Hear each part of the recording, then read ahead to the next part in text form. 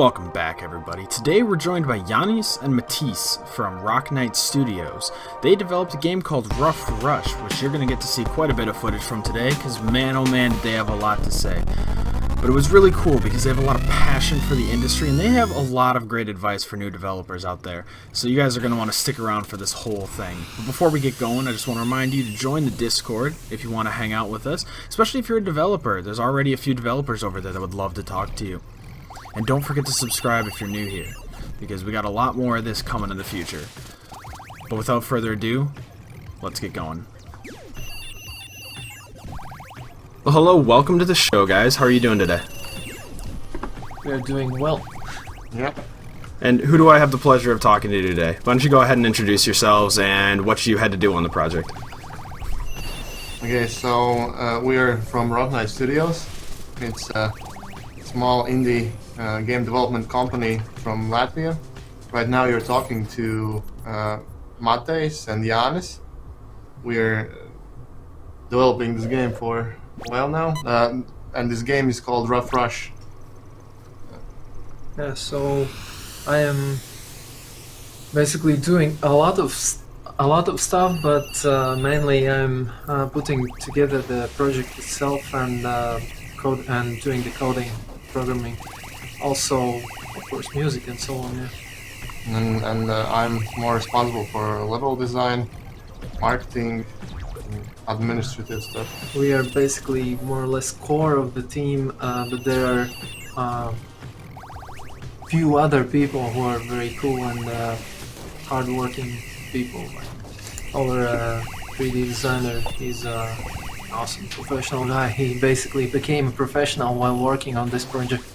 Yeah, and we have two more artists. One guy is from Estonia, and another guy is also Latvian. Yeah, so you guys have a pretty big team then. I thought it was only 3 guys, but no, you guys have quite the team going on over there. Actually, people who have worked on this game, it's almost 10 people, I think, if you count all together. Yeah, some parts. Yeah. There's a person who was working as an intern. I don't know how much of his work we are going to use, but he was working and doing stuff, and actually while he was working we came up with an idea which is now integral part of the story and will be in the future with the gameplay as well. Yeah, but we're the only 2 people who work full-time on the game. The others work part-time. Although Matejs has school, he has to finish the school as well. So I'm studying also. What are you studying? I'm studying finance. Oh, very nice. Yeah, I was kind of concerned when I saw the list of things you guys wanted to develop and the full game and thought it was only 3 guys. Like, man, that is ambitious. But you guys are doing a really good job so far. I've really enjoyed playing the demo, even in my free time, not just for the video I made for it. it's nice to hear. Yeah. So I have to ask, and I've been asking this of everyone, why did you guys start making video games? Okay, I could go on a tangent now, but I'll try to keep it a little bit less long.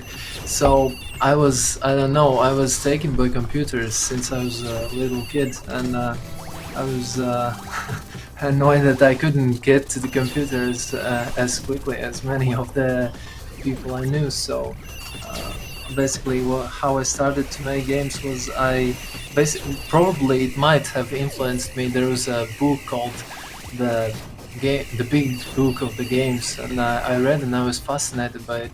And then in the future I started to make games drawing on the paper, which like kids were playing and enjoying a lot. And then I basically met a person who was coding, and I opened Turbo Pascal environment. I didn't know what to do, but I wanted to do something, and that wasn't the beginning of my programming career, if I may say so. But later on, I went to good friends which I met when they were at their grandparents' house at the countryside, and and their bigger brother was a programmer. So basically, what I did, I went to visit them, and I wrote on the paper whole application, a game where you guess numbers, which is bigger and which is smaller. And basically, that was the beginning of my video game development passion.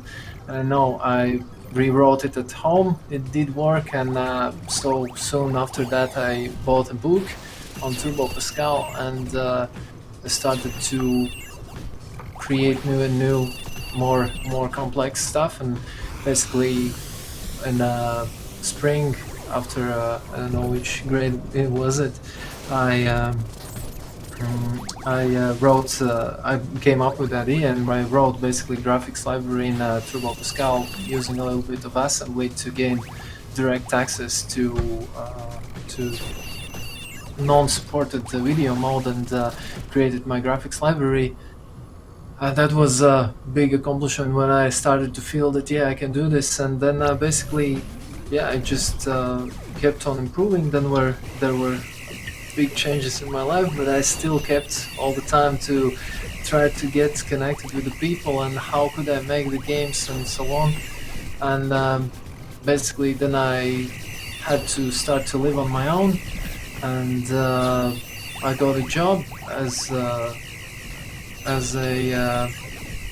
In the beginning, I had many jobs, but then I finally got in a job where I worked as a software engineer, and there I worked for 8 years. And basically, it wasn't really game development, but I got a good experience, which probably many people who start to develop games lack: how to solve complex problems and analyze data, and basically debugging. And while doing that, I got in touch with Matheus again, because how we met was we were doing capoeira together. It's a different story. Yeah, but and then I was like in a very bad mood. I thought that I won't be able to go. How can I leave this job? It's like I'm supporting. That's it. What I can do. What can else I do? But I really want to do my own thing. And then I was just basically listened. He was studying in Denmark at that time, and I was just wrote to him in Skype. What do you think? Do you think we could do something together? Because I knew that he was working on some software project, some applications, something with his friends, and so basically from there we started together to work on our cooperation game building wise, because I basically persuaded him to not just do some software product, but to work on a game. And we started with another game, which probably I have somewhere the last version of the project, but it's another story probably. And basically Matheus and the artist from Estonia, Andrus, they had to finish exams at that school, so we, together with the 3D designer, decided to make a quick little project. And when they finished school and we had our progress with the game, we decided that we should continue that game, because we thought that the first game is too ambitious. But then the second game, this game, became probably too ambitious for us when we started as well. But the thing is that we just when we made the problem, we just decided to chew harder and just we are not afraid. It's like we have never thought of giving up. We just continue because we know that we want to surprise others with what we can build. Yeah, for me, the story is I just wanted to create new worlds, basically. And actually, Matheus had to build a game already when he was studying in Denmark. So he was doing that. That was my first experience building video games. And how was that experience? Did you enjoy it? Was it terrible? Yeah, I definitely enjoyed it.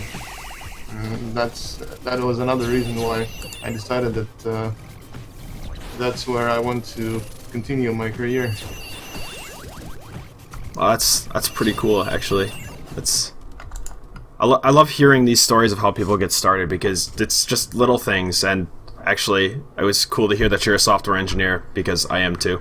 So that's always nice to hear. And it's cool to hear from other professions as well, like because you said you're studying accounting, right, or something like that. Yeah, basically, in my university, there are a lot of subjects around business and finance, and we have like 4 types of accounting. So I guess you can say. And I guess the thing is that one of the reasons why Mata has decided to go into this to learn how it's done, because we lacked this knowledge. Because many people, I wrote in a Mastodon game dev place. There's such a place where game devs are. This guy from Unity, Aris Prankevich, made this place. So, and I wrote to Toot, as they call them. It's like tweet. Yeah. About that marketing is a part of the video games and of video game development, and people were like, how is it part of video game development? I'm a video game player and I don't understand it. And I think that people confuse bad selling practices with marketing, because marketing has a lot of benefits. You actually get to do stuff like we are doing now, to communicate with players, to give them all the assets as we are sharing the music, our workflow, what we are doing, and so on. That's how we basically, marketing is just determining the people who are going to play your game. And it's if you want to sell your game, then if you are making a product, you have to do this. Otherwise, if you don't care what others think, then just make a game at your home, but don't be mad that no one is caring about your product. That's a really good point. Marketing is such a huge deal with video games today. One thing I do want to ask is, in the project, you kind of mentioned one of you. I'm not even going to try and pronounce your names because I'm going to screw it up. But one of you said you were in charge of more marketing and the packaging up of the game. Can you guys each take a minute and kind of describe what a typical day of development looks like for you? Okay, so it has changed also over years how we are working together, because at first we rented an office where when we were building the first game, it was also when Matheus was in another country and learning, so I'm going to skip that. But when we started to build this game, then we rented an office, and it was for about 9-10 months. Yeah, and then we understood that we are not even close to finishing games, so we decided to cut that spending, and I actually changed the place where I live so we could continue the project. And I left my job before we started to work on this game, and so on, and so we had to start. We had to work over Skype and so on, and we changed the various approach. We used various approaches, so we worked together. And after I don't know, almost 3 years, we finally managed to find a way to start to work together. And right now we are actually sitting in a place that is a sauna. We don't switch it on, but we basically made a sauna as our little office. We're working together. We have 2 computers, and basically I'm sitting all day and night here, almost working on the game, while Matheus is having school, and sleeping schedules have to meet somewhere together as well. And basically we're sitting here and working hard on the game, and trying to keep motivation up so other guys don't lose their will to work as well. So we have to not only develop the game, not only think of how other people will know about the game, but also keep up team spirit and so on. That's how it goes. Finally we're together again in the same room. It's much better to work right next to each other. The feedback loop is much better than online. Yeah, I can imagine working in a different country presents its own issues. So that's got to be crazy. But that brings me to the next point of what kind of challenges did you face when making this game? It's a rather ambitious game. You got a big team. What are the hard parts? Probably the persistent problem, which has been for the whole time of development, is planning. We have to learn to plan our work and actually meet the deadlines we are setting for ourselves. And probably that comes only with experience. You won't be able to have a good planning skills when you start the project. And because you don't know how much time you need for a specific task, right? You need to get information, experience to plan better. And another challenge is, in my opinion, staying focused. Because when you start missing deadlines and you start losing focus, and that has been a challenge throughout the project as well. To stay focused and therefore meet the deadlines. I want to say something, but I forgot it. So yeah. If you remember it, we can come back to it. So let me know if you do. Yeah. So those are the challenging parts, and that's pretty. Those are pretty big issues to deal with: hitting deadlines, staying focused, staying organized. But now to change gears a little bit, what is your favorite part of this process? Okay, so I guess one of the things which drives me is to create something unique, something that people are amazed by. I want to, not only players but also other devs, I want to for them to play the game and to think, wow, how did he manage to do this? Why game is running so good, and so on. So I'm pedantic about solving bugs. Sometimes perhaps too much, but so yeah, that's my drive, and the thing that I enjoy. My favorite part is probably seeing people play our game and enjoy it. It usually happens during like conferences, exhibitions, where we go and showcase our game. You guys have been to conferences and stuff with your games? That's pretty cool. Yeah, locally. The farthest one was to Vilnius. It's Lithuania, the neighboring country. But it's a pretty big event there. It's the game on. Biggest in the Baltics, I guess. Like somewhere this year, it might be around 20,000 people was at that event. So it's all about games. Okay, so I have to ask, what's that like for you guys? It's well, it's fun because we get to see how people interact with our game. At least for me. Yeah, this year actually we played. We were trying to, when we are going to those places, to put as a good presentation as we can ourselves and the game. Therefore, we are preparing for the shows. This summer there was another event called Unicon. It's more about cosplay and stuff, but there's Latvian game devs were showing their games as well. So indie devs. So we prepared our clothes and everything, like weapons, cut barrels and from wood, but we made like them look cool, like steampunk and futuristic and so on. So and basically went as a part of the event, like having fun. So we're actually having fun at those events. That actually sounds like a ton of fun. I'm kind of jealous that you guys are able to go and do stuff like that. So this show is kind of focused more around new developers and people just getting started out. So I'm going to ask you two questions along those lines. First of which, I saw you chose Unity to design your game. What motivated that choice?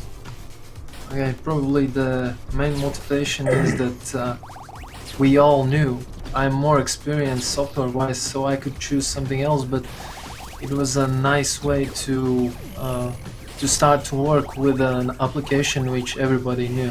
In Denmark, me and Andrus, the Estonian guy, we used Unity for studying. Okay, and what are the hard parts of Unity? I've seen people say a lot of really good things, but what about Unity made it a little bit more difficult, or was there not even anything that made it difficult? Okay, I'm going to tell this that many Unity people might not like that, but um, Unity, when you start to push it to the limits, and when you are starting to squeeze everything you can out of it, you start to discover many problems that Unity has, such as that they are moving, I think, too fast forward, too quickly forward. They are leaving bugs for years, and they are not fixing them, and they are still adding new features. So they're putting new potential bug places, despite they're not solving the previous bugs. Maybe I'm wrong. Maybe I'm wrong. Maybe that's the way software should be built. And as we haven't solved the game and haven't earned big money, but as I said previously, I love neat running and stable applications. I'm having like a little bit kind of a motto of mine that at first solve bugs, then because stability is the most important thing, and then think about optimizations, but think about optimizations a lot. Basically, I love this saying, how it goes: at first make it run, then make it run right, then make it run fast. That's a good saying. Actually, I really like that. But yeah, Unity has a lot of beneficial parts, so I shouldn't tell many bad things about it, because it is a platform which you can take for free, and now they have basically allowing free users to use all the image effects and other features which were only professional version included only in a professional version when we started. Actually, there's funny thing about, we started this game as a game for mobile platform, and we at the beginning we bought a license for the iOS, and they released like a couple of months after that for free that version, so we were a little bit disappointed that we paid for the license and then it was for free. So we continued just with the free version, and then they made for free more and more of the features of the Unity. So right now, yeah, if you are in indie, if you know how to build a game in Unity, it's a powerful tool to build a game. And although, yeah, as I said previously, if you want to build something good, then you have to bear in mind that there will be a lot of obstacles. Stability-wise, Unity has a lot of, I think, not really planned out things, how they have implemented stuff, and therefore, for example, their particle system was terrible for years. It was impossible to access from code a lot of the functionality, and Mechanim had problems like bugs and so on. So basically, I'm regularly discovering bugs which I'm sometimes calling Unity devs in bad names, but otherwise Unity is a solid platform, and probably it. Well, I start remembering those names that you called. It's kind of funny. So no, but yeah, I don't want to say bad things so much about Unity, because no product is stable, and especially in game development, where the things are moving fast, you can't really have a rock solid product, I guess. But actually, if I may stray away a little bit from this, I can say that we are planning actually to move to Godot, or how do you pronounce the name of the engine? We are seeing many things which are very inviting. One thing which we love is FOSS, like free and open source software, and we are trying to use it as much as we can, not because it's cheap and so on, but because of the freedom that it gives to users. Because you can be sure, for example, I'm using as a code editor Emacs, and it has been editor which people use for 40 years. So I know it's going to be there for 40 years in the future. So I'm making this investment, but what I get back, it's huge, as Trump would say. Matthijs? Is that how you pronounce Yeah. it? Yeah, it's pretty good pronunciation. Yes. I was so close. Is there anything you want to add to that? Maybe you had a few different experiences? With Unity, Yeah. I mean, I'm putting the levels together, so for me it's pretty easy. Like there's not so many big challenges. Although, I guess I can add, I'm talking too much probably, but taking the Matthijs time, but what I wanted to add is that probably we are making it harder than it is necessary for us because we are on Linux. Oh yeah, We are using actually Linux version Oh of yeah, the Unity. that'll... Yeah. So that we are but we are joking already for many years that Rocknight motto might be that why do it easy when you can do it complex, when you make it complicated. But it has been only for the past few Yeah. months before But we used. I was previously using for quite a long time in Wine when it worked Okay. actually. So yeah, but we are putting together the project on. I'm putting together the project on OS 10 always. So the release and the we are making freeze project versions. Those are made on OS 10 because I've installed Ubuntu on my iMac. So yeah, and Matthijs is using a combination of Windows and Ubuntu. So if we are playing some games and so on, which we want to test out, so we have a freedom to do that. We basically are using all three major operating systems. Okay, now Matthijs said something that I want to focus on here. I want to Okay. kind of pick on you a little. Well, not pick on you, but you said you put the levels together. Is that correct? Yeah. So when you're doing stuff like that, what are things that is important to you? What are things you look for when designing a level? Important to me. Well, at first I wasn't that good at paying attention to detail, so I made mistakes that I had to spend time fixing.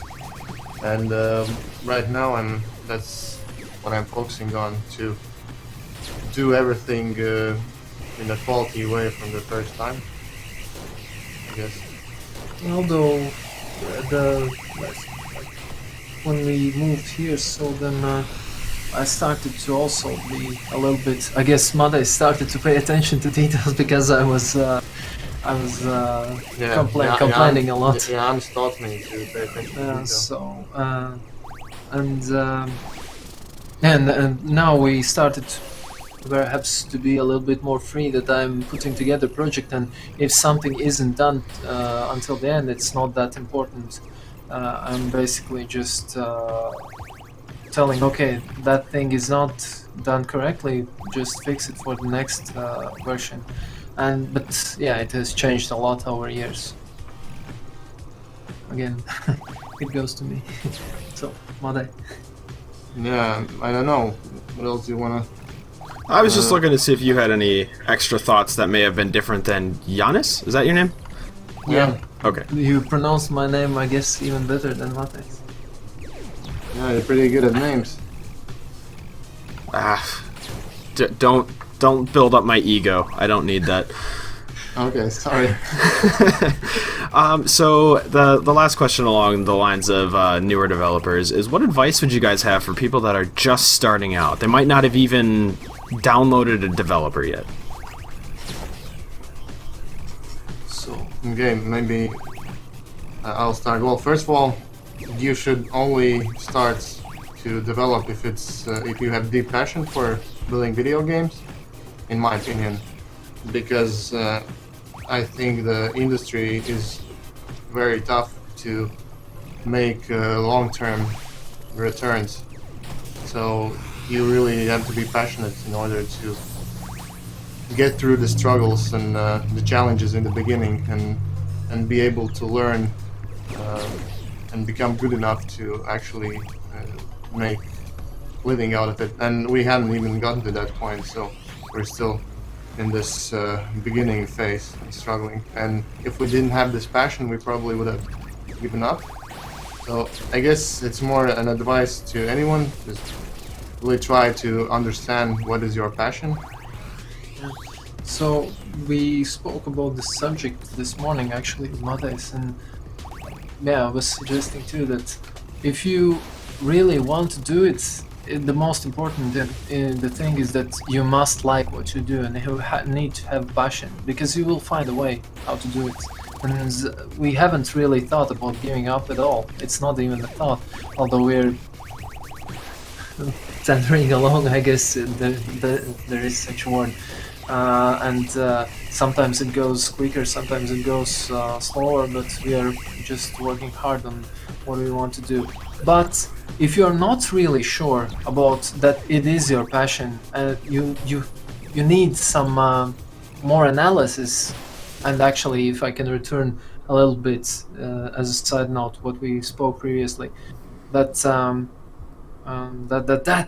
I should not forget that God damn it. Forgot something? Forgot the thing. Yeah, that when you are planning, actually we did the thing. One thing which we did wrong with the planning was that we just planned the things which we have to do, and we just were going and doing the things. And then we discovered a lot of things that we don't know. We don't know how to work with that. We didn't expect that thing to happen, and so on. And one thing we understood is what we have to do is that we have to plan, we have to put in a schedule the analysis. We have to just put a time to analyze the thing, and when we have gathered enough knowledge, then we can start to work actually on implementation. And over years we are trying to go more and more to develop more of a scientific method of working. And so to return to what I've said previously, if you really don't know how to what is your passion, but you really want to know, you want to build a game, then just join the team. Just determine what you really like now and find people. There are people who will gladly take you in their team. And if you're going to be passionate, then you're going to excel quickly. Our 3D designer, he became really good. He is now working actually in a professional firm and doing big projects while working on this project. So actually that's a funny story with him as well, because how we got him to work with us as well was he was actually working in UK, and I just wrote to him, listen, you want to work with us in the game? Basically, I persuaded him to come to leave their job there and come here to work with us together. Yes, and if I can return to what was the question? What advice would we give to new developers? Another advice would be from my side. Don't procrastinate on the hard stuff and stuff that you might not want to do or might not want to try out. For example, marketing. At first, I didn't really want to think about marketing. I thought that everything will work out on its own, but it's not how it works. If you want to be a game developer, you should at least have basic understanding of all the parts, in my opinion. And you should try to do some marketing to understand how much work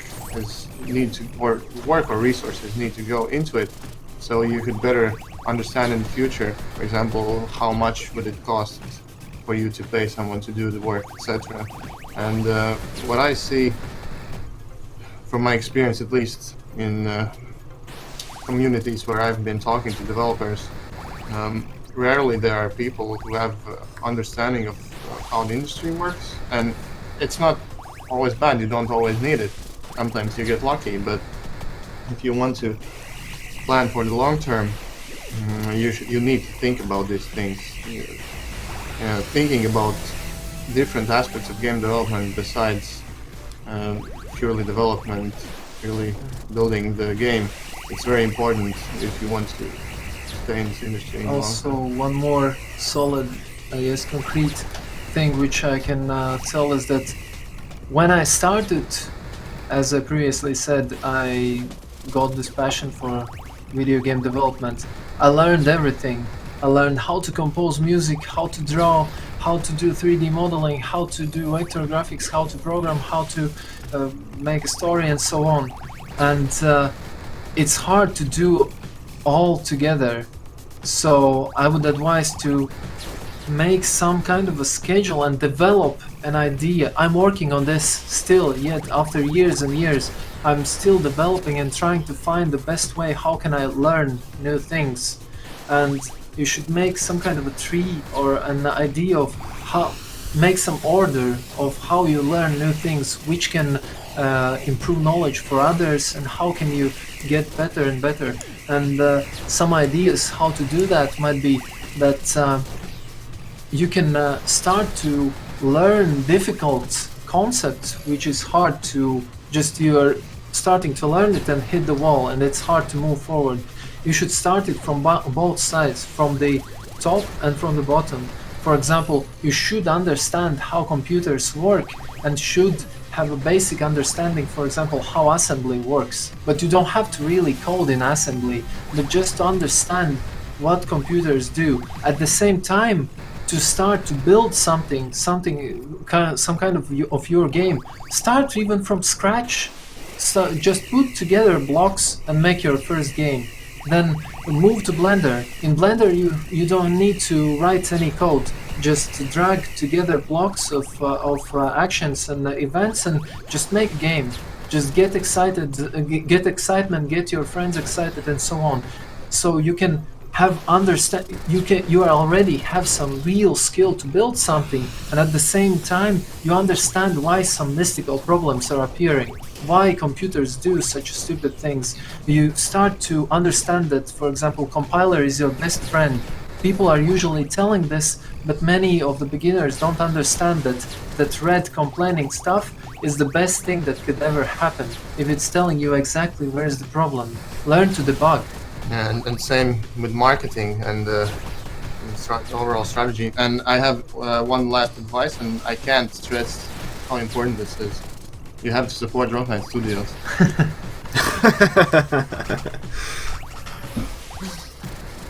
And also, if I don't want to ruin this punchline, but I can tell one valid point which I think also works well is a binary approach. You can think about every problem as, for example, an animation or story. Make a first frame or last frame of the animation, then make one frame in the middle, and just divide them as much you need to get as smooth animation you need. And so do this with other problems as well.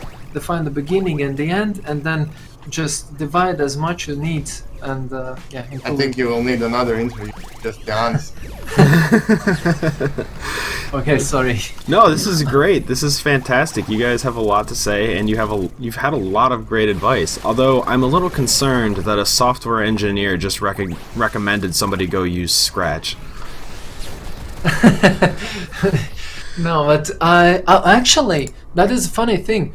Many people think, oh, I'm a real programmer, but really, if you boil down the principles, you are using Word or using some super simple application. That is also programming. You are making some kind of commands to computer, and it follows in the order you are doing. So I think that you should try to understand. I try to understand the programming from many aspects as I can. Actually, I could speak a lot about programming and how I try to understand. I'm actually passionate about programming as itself an art, and I think that if you are a total beginner, that I understood that was a joke, but that it is good to start to get the concept from wherever you start. I think that it's a good approach to start from very top, from the easiest, and from the very bottom, just to get this understanding. That is what I understood, I think, about in last few months I came to this conclusion that is what I'm doing. And he has been programming for how many, like 15 more years? Maybe something. I have to do calculations in my head, but something maybe like that. Yeah. That's incredible. Yeah, it definitely was a joke with Scratch, but because most of the software engineers I talk to just are like, Scratch isn't real programming, even though it's a fantastic way to start learning games. That's how I took a course in it, and that's how we started, because it's just drag and drop what you want it to do. It's the simplest way to make a game. I agree. I don't like this arrogance many people have of their profession or their thing. You actually, I love knowing about programming, if I can go a little bit away from game development, but I love to know new things about programming. So when I have a little bit time, then I'm watching some lectures or things like that, and then I don't like that some big and I'm making quotes programmers, or sometimes really people who think that they are big, are telling that programming is the most complex thing in the world, programming is the coolest, you are the best, and so on. Yeah, it's self-motivating and so on, but when the people start saying that other things are not as good, then they're losing much, because I can tell you that from composing music and from drawing, I have learned and understood things about programming. Yeah, I completely agree with you on that. It's kind of annoying to hear other people, and it just pushes people away from the profession.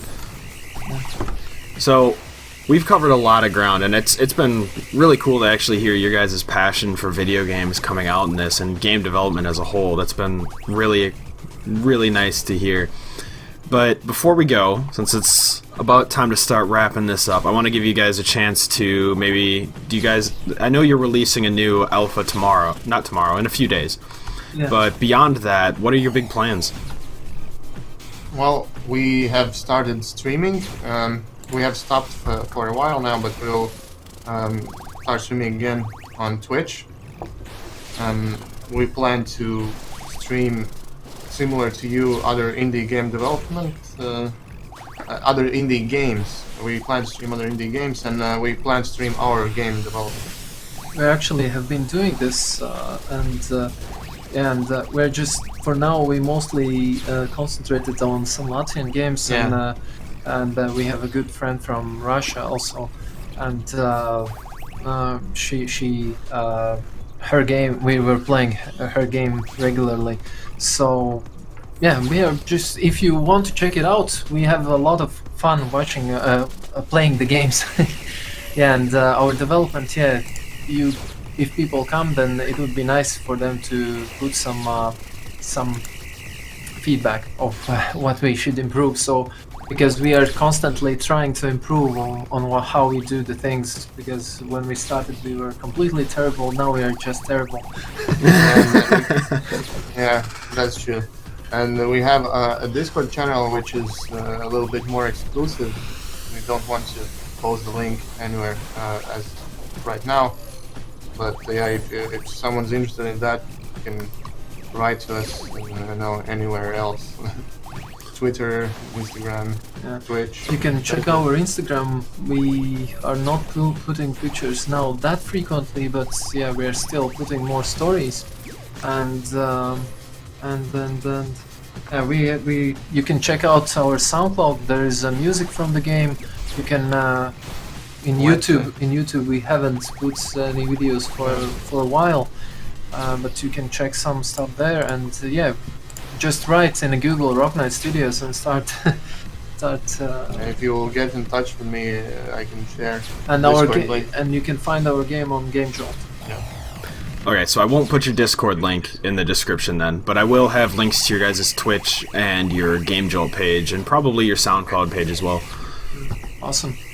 Sounds great. Alright, well, I just want to thank you guys for coming on this show, joining me. I hope you guys had some fun, or at least as much as I did. Yeah, we had a lot of fun. Yeah, I hope you had fun. It's always fun to hear from people that are developing games, and people that are as passionate about you are about it as you are always cool to talk to, because you guys always have so much to say and so much interesting wisdom to share with everybody. But going forward, I just want to wish you guys good luck on your game. I hope it becomes the most popular game in the world. Nice. And Thanks. happy developing, guys. Thanks. Yeah, see you Thank around. Thank you.